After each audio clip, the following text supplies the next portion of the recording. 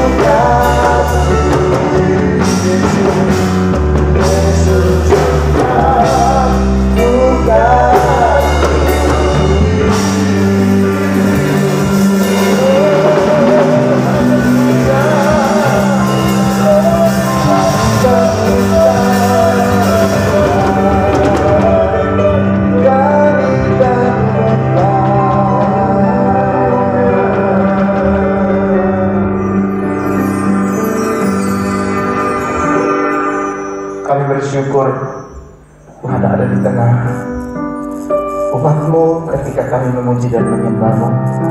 Yang kami rindukan dan kami butuhkan adalah pribadi-Mu sendiri. Terima kasih untuk September yang sudah ada. Sepanjang 1 bulan ini kami menjadi pribadi-pribadi yang menghasilkan sesuatu bagi-Mu. Menyenangkan-Mu Tuhan dari hidup kami umat-Mu. Ingin mempersembahkan yang terbaik, yaitu seluruh kehidupan dan berbuat di hadapan Tuhan. Sore hari ini, malam ini Tuhan, kami berdoa biar di dalam talk show di minggu pertama ini, khususnya di bulan September, jadi berkat yang terbaik untuk setiap kami yang mendengarnya. Hanya di dalam nama Tuhan Yesus kami berdoa. Amin. Amin. Bapak Ibu yang dikasih oleh Tuhan, kita bersyukur malam hari ini kita bisa masuk di bulan September. Jadi itu semua karena kemurahan Tuhan. Kita semua dalam keadaan sehat, kemudian diberkati Tuhan di dalam segala hal. Nah, bulan lalu kita bicara tentang mature atau menjadi dewasa, dan tentunya suatu kehidupan yang beralih dari kekanak-kanakan menjadi dewasa penuh. Nah, malam ini bersama dengan Bapak Gembala akan menyampaikan tentang tema di bulan ini, yaitu fruitful atau menghasilkan buah yang banyak.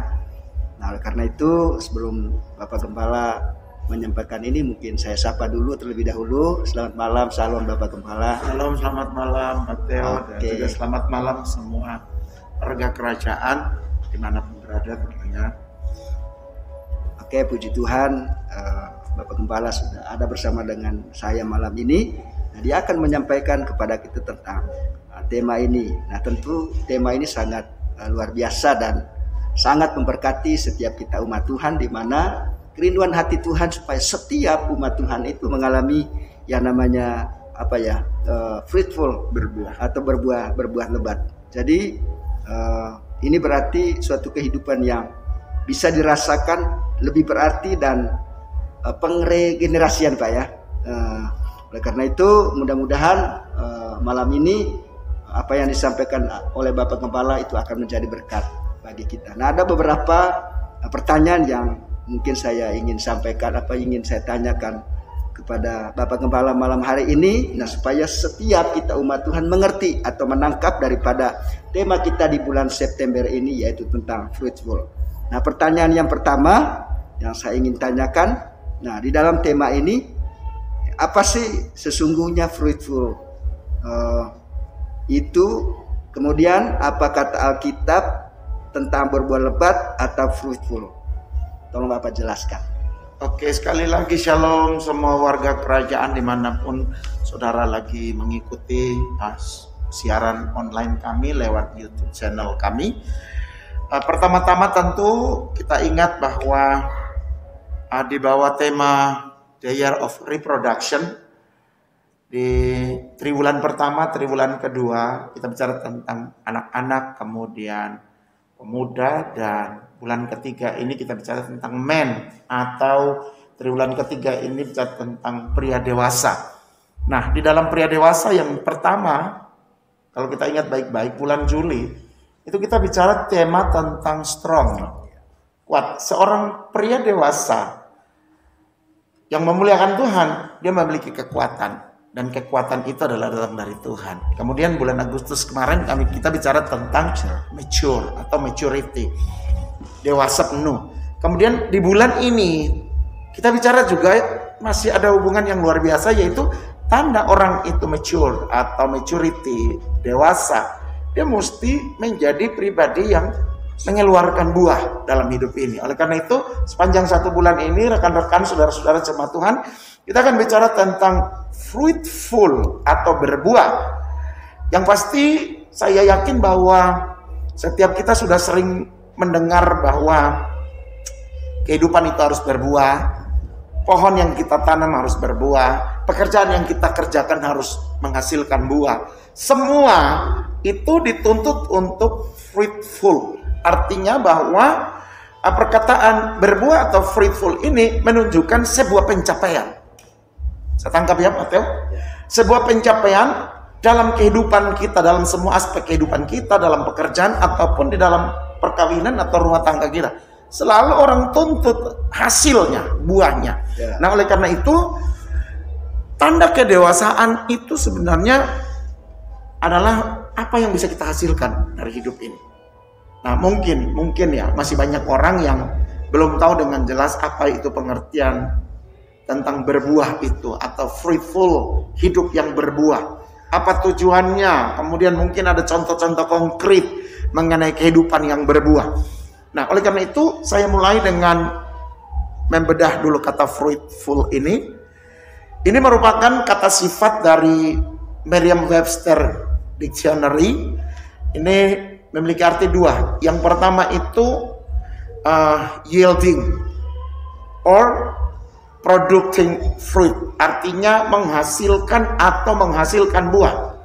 Pengertian yang kedua, abundantly productive, artinya harus sangat produktif. Nah, dari dua pengertian ini maka arti yang sederhana sih sebenarnya, kita mensederhanakan dari kamus Merriam-Webster tadi, yaitu kata fruitful itu sendiri memiliki arti yaitu menghasilkan buah yang matang, banyak, dan dapat dinikmati. Jadi bukan menghasilkan buah aja, tapi menghasilkan buah mesti matang.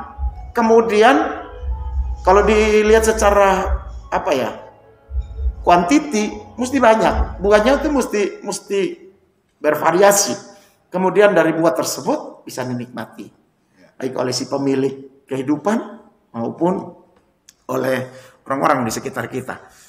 Nah, kalau dari perspektif Alkitab tentu ayatnya adalah Yohanes 15 ayat 8. Yohanes 15 ayat 8 berkata, dalam hal ini Bapakku akan dipermuliakan, yaitu jika kamu berbuah banyak, dan dengan demikian kamu adalah murid-muridku.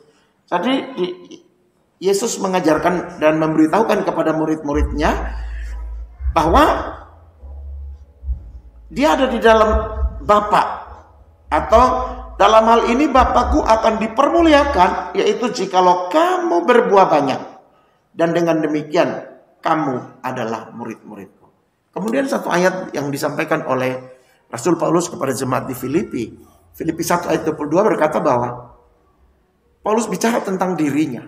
Dia bilang kepada orang-orang Filipi, jika aku harus hidup di dunia ini, itu berarti bagiku bekerja dan memberi buah. Dua ayat ini bisa jadi referensi bagi kita bicara tentang hidup yang bermakna, yaitu hidup yang berbuah. Hidup yang mature itu adalah hidup yang tidak cuma sekedar hidup, menghabiskan resources yang ada di dunia ini kemudian mati. Tetapi kita mesti meninggalkan, menghasilkan buah dalam hidup ini. Makanya Rasul Paulus dengan cermat dia bilang kepada orang-orang di Filipi bahwa jika aku hidup di dunia ini, itu berarti bagiku bekerja dan memberi buah. Ini sebuah ketegasan yang sangat luar biasa dari seorang Rasul Paulus. Dia mendasari dari ajaran Tuhan Yesus bahwa Bapa di surga akan dimuliakan jika setiap murid-muridnya itu bisa menghasilkan buah. Jadi dari dua pengertian ini, dari dua arti kata fruitful, kemudian dua ayat firman Tuhan ini sekiranya mendasari kita punya pembicaraan tentang apa yang dimaksudkan dengan fruitful tersebut. Oke, demikian Pak Teo.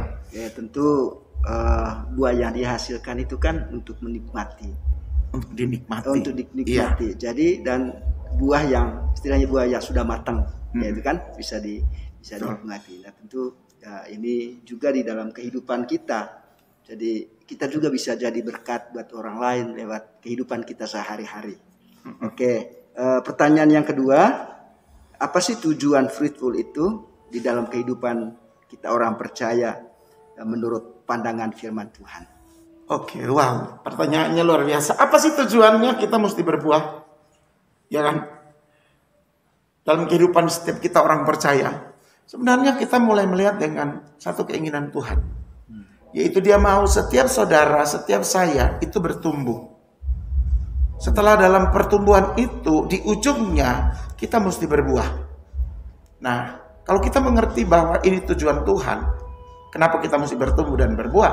Maka Bapa di surga mengingini supaya kita dewasa menghasilkan buah. Buah yang dimaksudkan ini adalah memiliki karakter Kristus yang memiliki karakter Kristus, atau apa yang ada di dalam diri Yesus Kristus Tuhan itu dimiliki oleh kita semua orang percaya.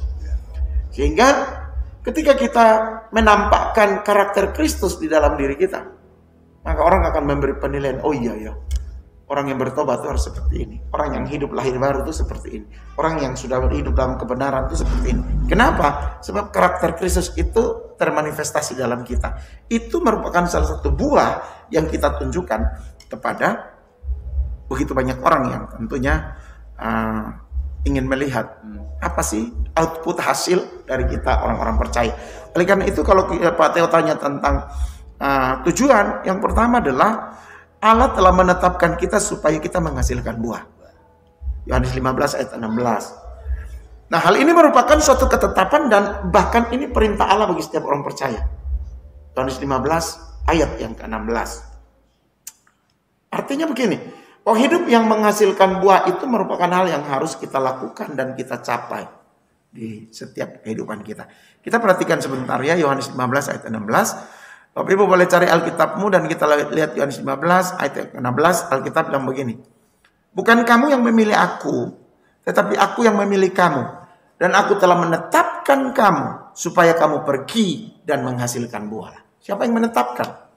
Tuhan kan? Jadi Yohanes 15:16 ini dahsyat sekali. Dia bilang, kalian tidak memilih aku, tapi aku yang memilih kamu, dan aku telah menetapkan kamu supaya kamu pergi dan menghasilkan buah. Bahkan di bagian terus dia bilang, dan buah itu tetap, supaya apa yang kamu minta kepada Bapa dalam namaku diberikan kepada kamu. Jadi ini berkaitan dengan Tuhan punya perintah untuk sebenarnya kalau kita lihat perikopnya dari ayat ini adalah untuk saling mengasihi. Namun dia bilang dia menetapkan kita untuk hidup dan menghasilkan buah. Jadi jelas ya apa yang menjadi ketetapan Tuhan. Jadi yang pertama, kenapa kita mesti berbuah? Tujuannya adalah kita lakukan apa yang Tuhan tetapkan untuk kita. Kemudian yang kedua adalah untuk mencapai keserupaan dengan Kristus. Jadi berbuah itu supaya kita menjadi serupa dengan Kristus. Sebab anak-anak Tuhan, sebagai anak Tuhan, Tuhan menghendaki supaya kita memiliki buah kehidupan. Sebagaimana tadi saya bilang tercermin dalam karakter Kristus kan. Kalau kita ada dalam Kristus, karakter dalam kita, maka apa saja yang kita lakukan itu akan menunjukkan bahwa Kristus ada di dalam kita. Coba lihat sebentar 1 Yohanes 2 ayat 6. Kita mesti perhatikan ayat Alkitab ini. 1 Yohanes pasal yang kedua, ayat yang ke-6. Saya baca untuk kita ya. Ayatnya bunyinya demikian. Mari temukan ayat Alkitab. Ayat yang ke-6, barang siapa mengatakan bahwa ia ada di dalam dia, dia wajib hidup sama seperti Kristus telah hidup. Jadi kita berkata kita di dalam dia, namun kehidupan kita tidak mencerminkan Kristus, maka kita sementara menipu diri. Itu sehingga di dalam 1 Yohanes 2 ayat 6, barang siapa mengatakan bahwa ia ada di dalam dia, maka orang tersebut, saya, saudara semua, para pendengar atau jemaat Tuhan, kita wajib hidup sama seperti Kristus telah hidup. Kristus hidup dan menghasilkan buah. Rasul-rasul hidup dan menghasilkan buah. Kita jemaat Tuhan hidup pun kita mesti menghasilkan buah. Jadi itu yang dikatakan oleh 1 Yohanes pasal yang kedua ayat yang ke-6. Kemudian yang ketiga adalah kita ingat bahwa di dalam Yohanes 15 itu Tuhan Yesus bilang begini. Dengan tegas Tuhan bilang kalau siapa yang tidak berbuah maka dia akan dicampakkan ke dalam api, dipotong dan dibuang ke dalam api. Nah maksudnya di poin yang ketiga ini adalah tujuan daripada kita berbuah adalah supaya kita tidak ditolak oleh Allah. Bayangkan kita udah capek-capek ikut Tuhan, capek-capek jadi hamba Tuhan, capek-capek jadi orang percaya, melepaskan semua keinginan dunia ini demi mencapai Allah. Kemudian kita ditolak karena kita tidak berbuah. Jadi Yohanes 15 ayat 6 ini konteksnya saya mau supaya kita tangkap baik-baik bahwa tujuannya kita berbuah, kita menjadi kesukaan Tuhan. Kita nggak ditolak sama Tuhan karena kita menghasilkan sesuatu untuk kerajaannya. Jadi 3 hal ini yang saya coba menggali untuk menjadi bagian yang kita mengerti bahwa ternyata berbuah itu tujuannya adalah yang pertama tadi kita sudah bilang bahwa kita melakukan ketetapan Tuhan. Kemudian yang kedua kita mencapai keserupaan dengan Kristus, sebab siapa yang hidup dalam Kristus dia wajib jadi seperti Kristus. Kemudian yang ketiga tadi supaya kita jangan dicampakkan ke dalam api atau kita tidak ditolak oleh kerajaan Allah. Demikian Pak Theo untuk pertanyaan yang keduanya. Nah, jadi suka atau tidak suka, jadi setiap kita anak Tuhan, orang percaya itu harus berbuah. Iya. Nah, tujuannya tadi sudah dijelaskan ada 3, yaitu merupakan ya ketetapan Tuhan. Nah, kemudian yang kedua itu apa ya? Mencapai keserupaan dengan Allah. Kemudian yang ketiga supaya kita itu jangan ditolak atau dicampakkan oleh kerajaan itu Allah. Ini sangat luar biasa, tujuannya sangat luar biasa. Benar. Oke, nah pertanyaan yang ketiga, nah hal-hal apa sajakah yang diperlukan seorang orang percaya atau seorang anak Tuhan supaya dia mengalami fruitful atau berbuah lebat? Saya senang ini pertanyaan bahwa apa yang mesti dikerjakan, apa yang mesti dibuat, apa yang mesti diperlakukan supaya kita dapat berbuah. Sebenarnya berbuah atau tidak berbuah itu adalah anugerah Tuhan. Ya, tapi tadi kita sudah dapat Tuhan menetapkan kita bukan untuk hidup percuma, tapi hidup dan menghasilkan buah.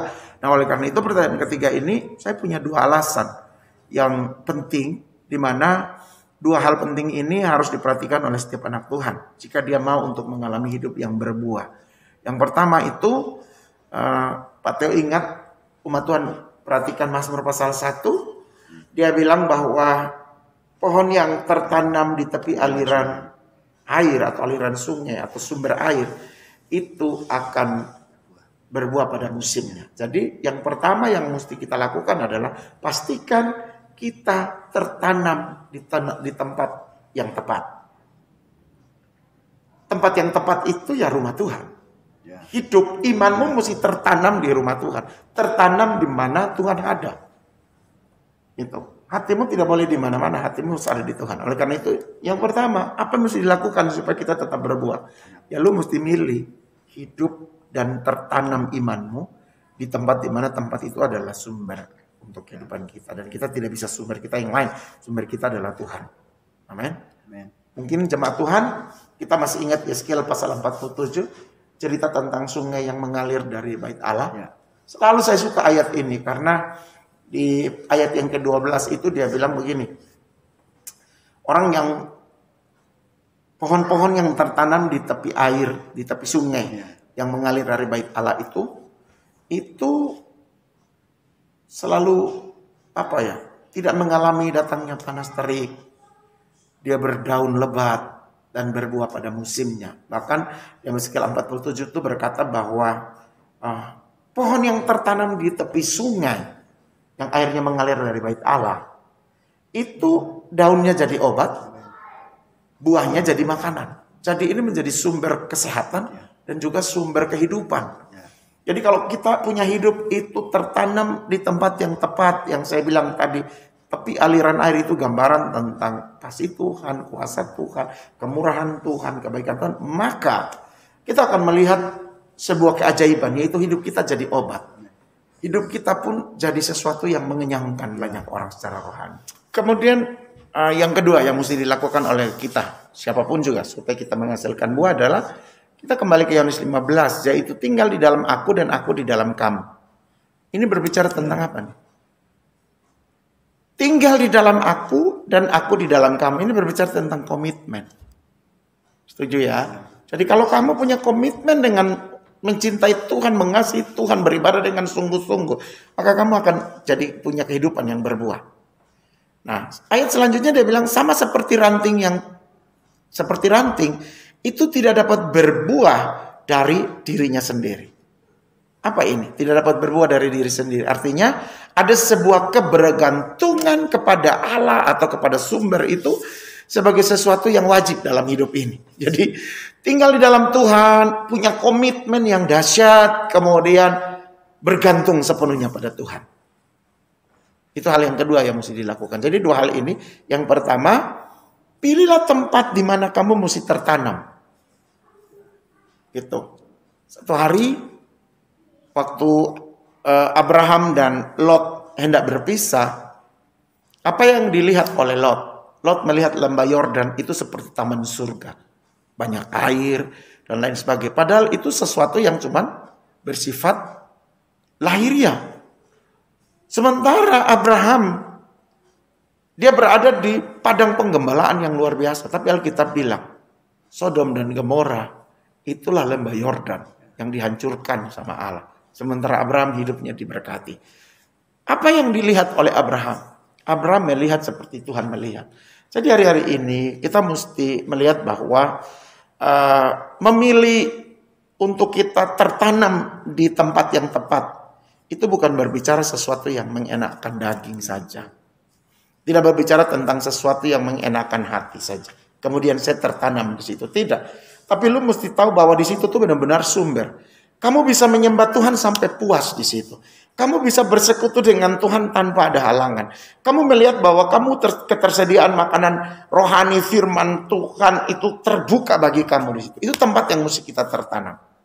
Jika tidak ya kita hidup di sesuatu yang sepertinya taman surga. Ternyata itu Sodom dan Gomora. Kemudian kita mesti punya komitmen. Sudah tertanam, kamu mesti komitmen. Gitu. Komitmen itu apa sih? Komitmen itu artinya sebuah kekuatan hati untuk mempercayai bahwa apa yang menjadi keputusanku itu adalah tepat. Kemudian jangan lupa terus bergantung sama Tuhan. Kalau kita bergantung sama Tuhan, kamu pasti berbuah. Kalau kamu punya komitmen, kamu pasti berbuah. Kalau kamu memilih tempat tertanam yang tepat, kamu pasti berbuah. Jadi itu hal-hal yang menjadi bagian untuk pertanyaan nomor 3 yang berkata bahwa hal apa saja yang mesti dilakukan, diperhatikan supaya kita mengalami berbuah. Ya itu yang bisa saya jelaskan. Oke, apa Theo? Nah, untuk mengalami fruitful, nah tentu saja ada hambatan ya kan? Dan juga kalau ada hambatan pasti ada istilahnya ada way out-nya atau jalan keluarnya atau pasti bisa atasi. Nah pertanyaannya apa sih hambatannya? Nah kemudian yang kedua itu pertanyaan kedua bagaimana untuk mengatasi hambatan itu? Ya. Hambatan apa yang menjadi hambatan sehingga kadang-kadang anak Tuhan tidak berbuah? Ya banyak sih sebenarnya, ada yang dari dalam kita, ada yang dari luar. Lalu sebenarnya kalau dari luar itu kan akan teratasi kalau kita punya komitmen yang kuat. Tapi yang dari dalam, pemberontakan dari dalam itu yang paling susah, atau sebuah gejolak dari dalam itu yang kadang-kadang membuat buah yang kita menghasilkan itu gugur sebelum menjadi matang atau sama sekali tidak berbuah. Gitu. Bicara tentang pohon itu tidak bisa berbuah, Pak Theo. Saya pernah bicara bahwa di jalan-jalan tuh kita selalu bilang, lo di Manggarai ini hari-hari ini bulan tahun ini kok cengkehnya itu Kosong. nggak berbuah. Apa alasannya? Dia kena badai seroja. Iya. Apa badai seroja? Angin goyang. Jadi saudara lihat bahwa kalau orang yang punya komitmen, mau angin, mau badai, mau apa, dia tertanam kan? Dia tertanam pasti dia berbuah. Nah, hambatan yang paling luar biasa yang datang dari luar itu adalah angin. Angin pengajaran, angin pengaruh, angin apa lagi? Angin macam-macam. Pendapat dunia ini kadang membuat kita menjadi tidak berpegang pada komitmen yang sesungguhnya. Jadi hambatan yang dari luar itu, ya tadi saya bilang, berbagai-bagai pengaruh, angin. Kemudian yang datang dari dalam, ini tentu banyak gitu. Hati yang tidak punya kerinduan untuk minum dari sungai yang mengalir di sekitar kita. Akarmu boleh terendam di air, tapi kalau akar itu tidak mau menyerap itu air, pohon itu tidak akan subur dan tidak akan berbuah. Setuju ya? Kita rendam di dalam air, tapi dia nggak mau terima air itu, dia nolak, ya sudah, dia bisa dapat kehidupan. Oleh karena itu hambatan yang paling mesti dijaga dalam hidup kita tuh yang pertama adalah orang tersebut atau pribadi orang tertentu tidak melibatkan diri secara penuh di dalam sebuah proses, baik itu pelayanan ataupun kehidupan setiap hari yang dimulai dengan tadi saya bilang tertanam, atau dia tidak mau tertanam, ya kan? Saya tidak mau loh, ya sudah, kita nggak bisa paksa. Tapi yang paling penting adalah kamu mesti menyadari bahwa kehidupan yang terlibat di dalam sebuah komunitas secara penuh itu yang akan membuat kita seperti mendapat pupuk untuk bertumbuh subur dan berbuah. Kemudian yang kedua, ya tadi saya bilang tidak memiliki komitmen ataupun engagement yang kuat, kemauan yang kuat, komitmen dan kemauan untuk, kan tadi bilang begini, jika aku di dalam kamu dan kamu di dalam aku. Kamu mesti memilih dengan kuat, komitmen yang kuat, punya engagement dengan Tuhan untuk tetap di dalam Dia.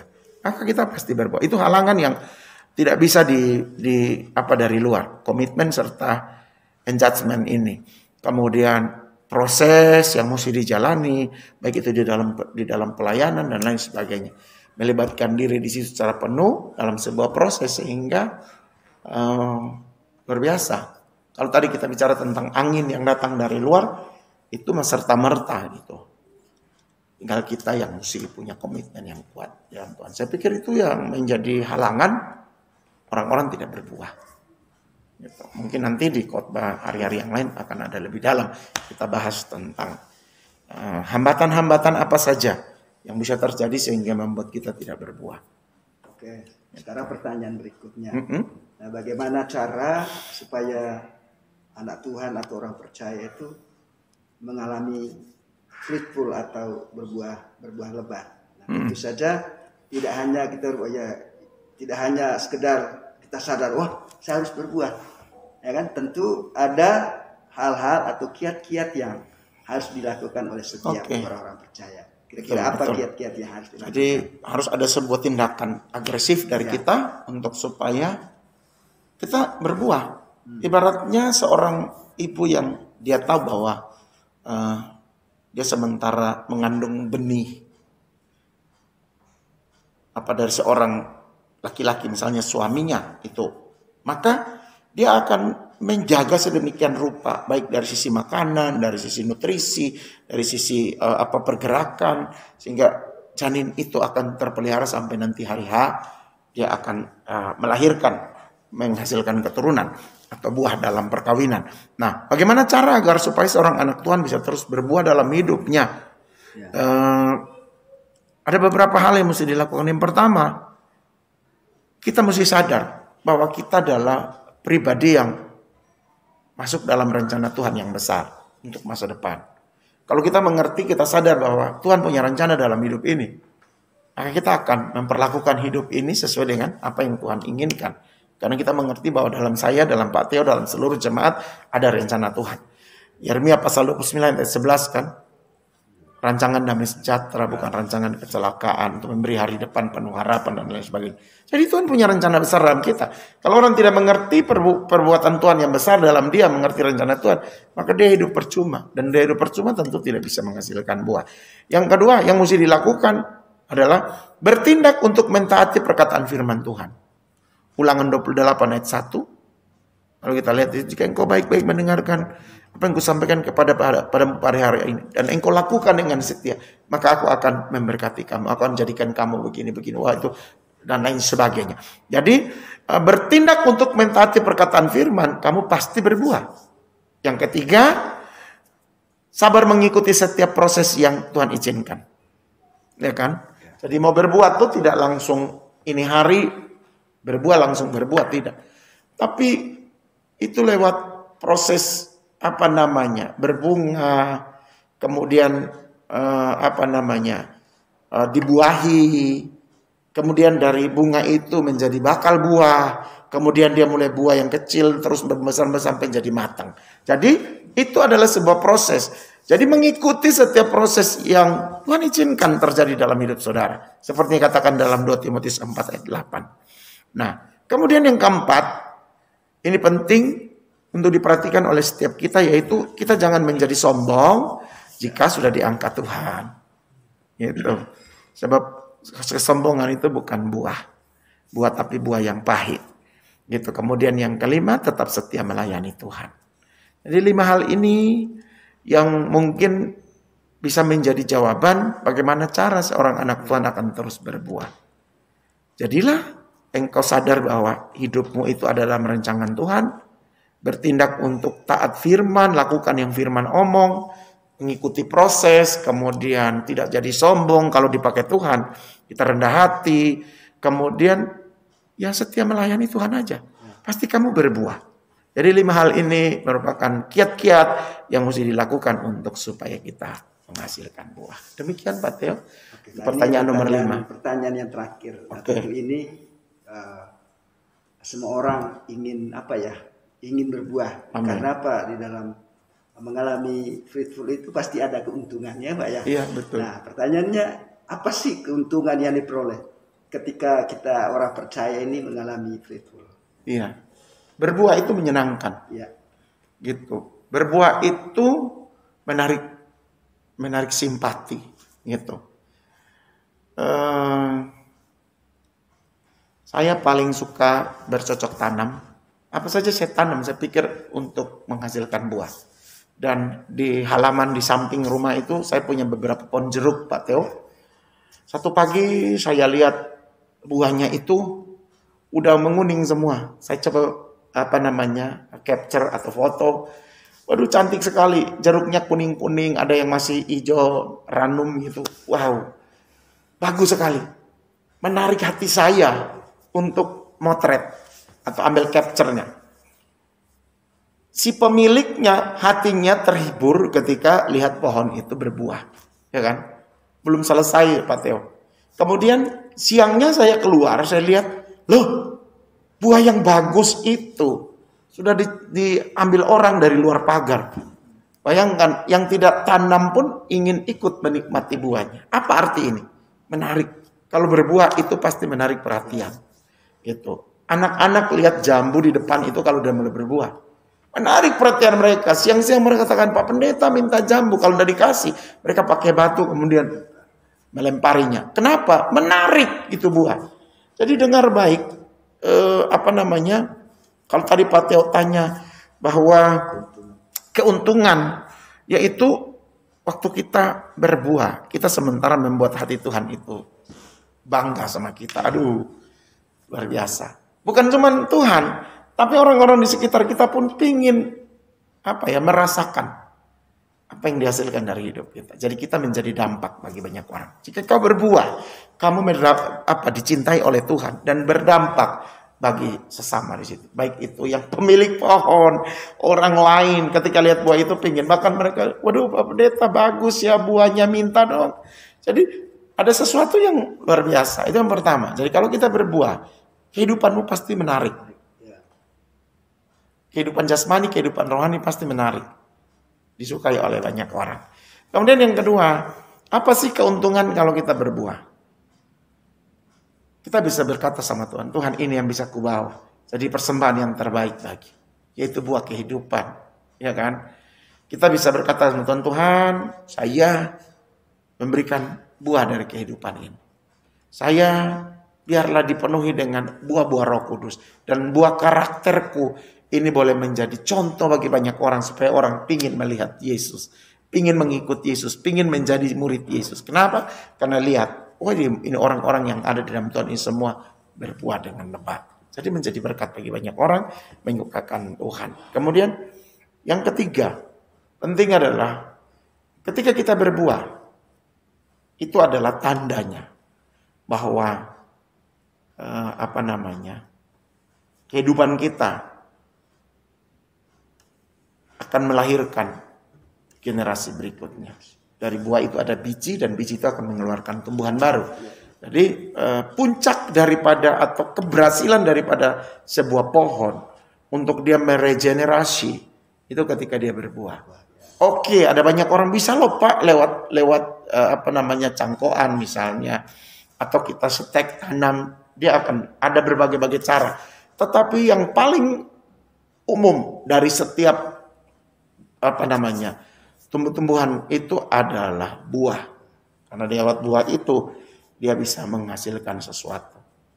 Jadi tanda kedewasaan adalah berbuah. Dan dewasa itu menyenangkan Tuhan. Kita menjadi partnernya Tuhan. Kita dapat menjadi orang yang dipercaya Tuhan untuk melakukan sesuatu bersama dengan Dia. Itulah keuntungan-keuntungan yang bisa kita peroleh ketika kita menjadi dewasa di dalam Tuhan. Bapak Ibu, demikian bincang-bincang dengan Bapak Gembala malam ini. Memang waktunya sangat singkat. Nah, tentu untuk minggu-minggu ke depan ini, ya Bapak Gembala ya akan menyampaikan lebih dalam lagi secara detail ya, tentang Fruitful ini. Nah, terima kasih Bapak Gembala sudah bersama saya malam ini.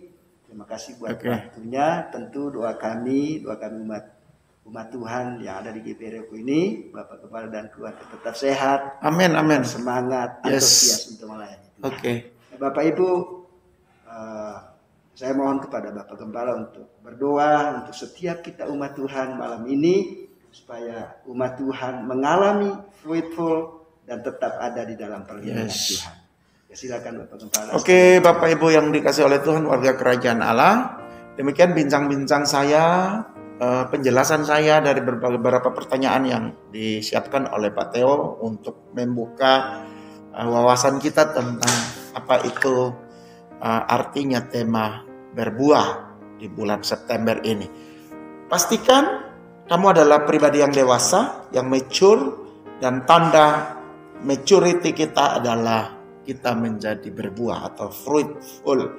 Saya percaya bahwa Roh Kudus akan menolong kita untuk kita menghasilkan buah yang menyenangkan. Jika engkau berbuah, engkau punya daya tarik yang luar biasa. Surga bersuka cita, kehidupan di sekitarmu pun menjadi bangga dan suka. Kenapa? Karena mereka semua ingin menikmati buah yang kita hasilkan. Baik Bapak Ibu, kita akhiri pertemuan kita di malam ini dengan sama-sama kita berdoa. Mari kita berdoa. Tuhan Yesus, terima kasih. Kami mau pastikan hidup kami ada di dalam tangan Tuhan.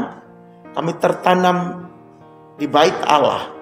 Kehidupan kami penuh komitmen. Bahkan kami menjalani hidup ini supaya karakter Kristus ada di dalam hidup ini. Tentu tidak mudah. Ada banyak tantangan yang bisa membuat kami tidak berbuah. Ataupun buah kami tidak menjadi matang.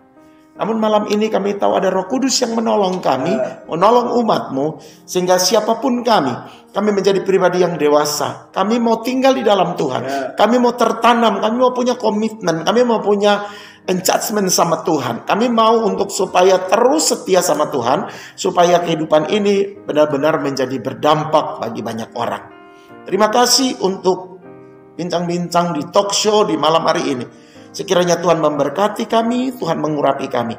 Tidak ada yang bisa menolong kami untuk kami berbuah selain diri kami yang berketetapan untuk mencintai Tuhan dan tinggal di dalam Tuhan. Bapa, terima kasih meteraikan firman-Mu ini di dalam setiap kami anak-anak-Mu, umat-Mu, jemaat-Mu, warga kerajaan, sehingga kami makin menjadi dewasa penuh di dalam Engkau. Dan kami akan segera mengakhiri ibadah kami ini dengan kami berkata, sekiranya anugerah, kasih, dan sayang yang datang dari Bapa di sorga, dengan penyertaan oleh kuat kuasa Yesus Kristus Tuhan, serta persekutuan di dalam Roh Kudus akan tinggal tetap menyertai, menolong, dan membimbing kami semua dari malam hari ini sampai selama-lamanya. Sampai hari Maranatha, Tuhan Yesus ada di awan-awan datang untuk menjemput kami semua para salehnya. Berkat terbaik ini terimalah bersama-sama kekasih Tuhan sekalian, hanya di dalam nama Bapa, Putra, dan Roh Kudus, di dalam nama Tuhan Yesus Kristus. Haleluya. Yang percaya serta diberkati Tuhan, sama-sama kita katakan amin. Tuhan Yesus memberkati.